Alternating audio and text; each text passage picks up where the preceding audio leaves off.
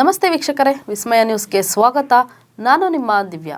ಇವತ್ತಿನ top 5 headlines ಅನ್ನು ನೋಡೋಣ. ನೇಪಾಳದಲ್ಲಿ ಪ್ರಬಲ ಭೂಕಂಪ, ರಿಕ್ಟರ್ ಮಾಪಕದಲ್ಲಿ 5.5 ತೀವ್ರತೆ ದಾಖಲು. ಭಾರತ ಟಿಬೆಟ್ನಲ್ಲೂ ನಡುಗಿದ ಭೂಮಿ.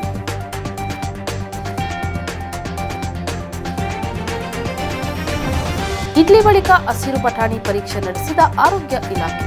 ಕೃತಕ ಬಣ್ಣ ಬಳಕೆಯಿಂದ ಅನಾರೋಗ್ಯ. ಬಿಬಿಎಂಪಿಯನ್ನು ಬಿಡದ ಮಾಟ ಮಂತ್ರ. ಅಕ್ರಮ ಕಟ್ಟಡ ನಿರ್ಮಾಣ ತಡೆಯದಂತೆ ಪಾಲಿಕೆ ವಿರುದ್ಧ ಬಿಲ್ಡರ್ಗಳಿಂದ ವಾಮಾಚಾರ. ಪುಣೆ ಬಸ್ಸಿನೊಳಗೆ ಅತ್ಯಾಚಾರ ಪ್ರಕರಣ, ನಾಪತ್ತೆಯಾಗಿದ್ದ ಆರೋಪಿ ಕೊನೆಗೂ ಬಂಧನ.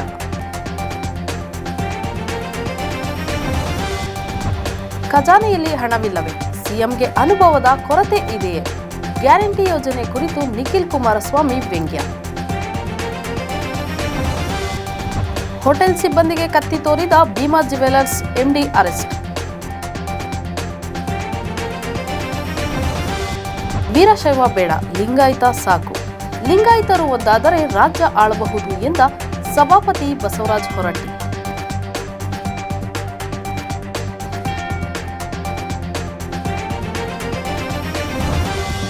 ಬೆಂಗಳೂರಿನ ಸರ್ಜಾಪುರದಲ್ಲಿ ಚಲಿಸುತ್ತಿದ್ದ ಬೈಕ್ ಮೇಲೆ ಫಿಲಂ ಮಾದರಿ ರೊಮ್ಯಾನ್ಸ್ ವಿಡಿಯೋ ವೈರಲ್.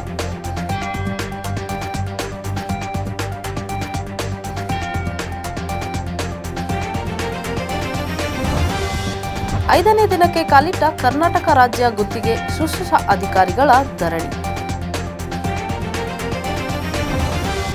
ಹಂಪಿ ಉತ್ಸವ ಪೌರ ಕಾರ್ಮಿಕರಿಗೆ ವಿಐಪಿ ಪಾಸ್ ನೀಡಿ ಅಚ್ಚರಿ ಮೂಡಿಸಿದ ಜಿಲ್ಲಾಧಿಕಾರಿ.